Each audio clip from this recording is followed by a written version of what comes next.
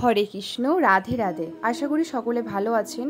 আজকে বাবা লোকনাথ বাবার পুজো এবং সেই দিন আমার গোপাল সোনাদের কি সুন্দরভাবে সাজিয়েছি।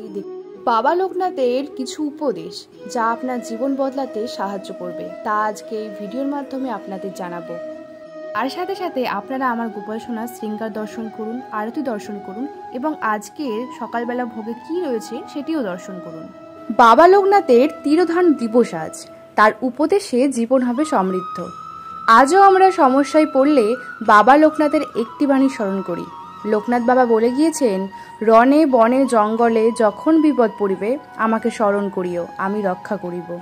লোকনাথ ব্রহ্মচারীর এই বাণীকে সম্বল করে আমরা কঠিন পরিস্থিতির মোকাবিলা করে এগিয়ে চলেছি। বাবা লোকনাথকে শিব লোকনাথও বলা হয়। নিজের উপদেশের মাধ্যমে বহু যুগ ধরে জগৎ সংসারকে সমৃদ্ধ করেছেন বাবা লোকনাথ। আজও তার সেই বাণী সমান প্রাসঙ্গিক। লোকনাথ বাবার তিরোধান দিবসে তার কিছু উপদেশ আপনাদের সামনে তুলে ধরা হলো। 1. যে ব্যক্তি সকলের কল্যাণ সাধন করেন তিনি যথার্থ জ্ঞানী। 2.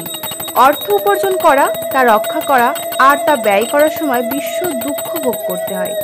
অর্থ সকল অবস্থাতেই মানুষকে কষ্ট দেয়, তাই অর্থ ব্যয় হলে বা চুরি হলে তার জন্য চিন্তা করে কোনো লাভ নেই। 3. যে ব্যক্তি কৃতজ্ঞ, ধার্মিক, সত্যচারী, উদারচিত্ত, মর্যাদা রক্ষা করতে জানে আর কখনো আপন সন্তানকে পরিত্যাগ করেন না, এমন ব্যক্তির সঙ্গে বন্ধুত্ব করুন। 4. আমিও তোদের মতো খাই দাই মলমূত্র ত্যাগ করি, আমাকেও তোদের মতোই একজন ভেবে নিস। আমাকে তোরা শরীর ভেবে ভেবেই সব মাটি করলি, আর আমি যে কে তার কাকে বোঝাবো? সবাই তো ছোট ছোট চাওয়া নিয়ে ভুলে রয়েছে, জানলো না প্রকৃত আমি কে। 5. দিন দরিদ্র অসহায় মানুষের হাতে যখন যা দিবি তাই আমিই পাবো, আমি গ্রহণ করব। দরিদ্রতায় ভরা সমাজের দুঃখ দূর করার চেষ্টা করবি। 5. গীতা কি আর নিত্য পাঠ করাবার জিনিস? গীতা যে গীতা, গীতা পাঠ করলে কি হবে? শোনার চেষ্টা করতে হবে। প্রতিটি জীব হৃদয়ে বসেছে ভগবান নিত্য গীতা শোনাচ্ছেন, যেদিন শুনবি সেদিন গীতা হয়ে যাবি। 6. প্রতিদিন রাতে শোবার সময় সারাদিনের কাজের হিসাব নিকেশ করবি, অর্থাৎ ভালো কাজ কি কি করেছিস আর খারাপ কাজ কি কি করেছিস। যে সকল খারাপ বলে বিবেচনা করলি সেই সকল কাজ আর যাতে না করতে হয় সেই দিকে খেয়াল রাখবি। 8.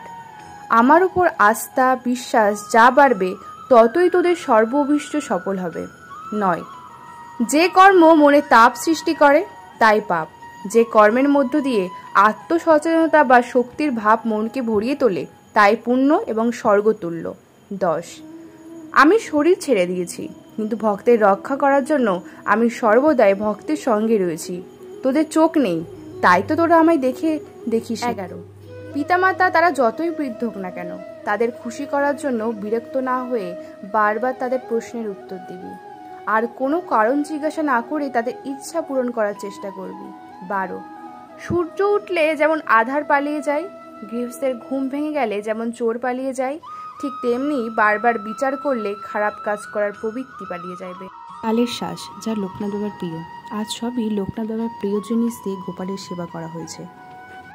নদিয়ার চাকদার বিখ্যাত লোকনাথ বাড়িতে, যেখানে বাবার উৎসব প্রতি বছর বড় করে পালন করা হয়, সেখানে বাবাকে এই ডালাটি নিবেদন করা হবে বাবার প্রিয় 3 রকমের ফল এবং 5 রকমের মিষ্টি দিয়ে। কমেন্ট বক্সে বাবা লোকনাথের নাম লিখতে ভুলবেন না কিন্তু। হরে কৃষ্ণ, রাধে রাধে। আপনারাও আসুন, আমাদের এখান থেকে প্রসাদ পেয়ে যান।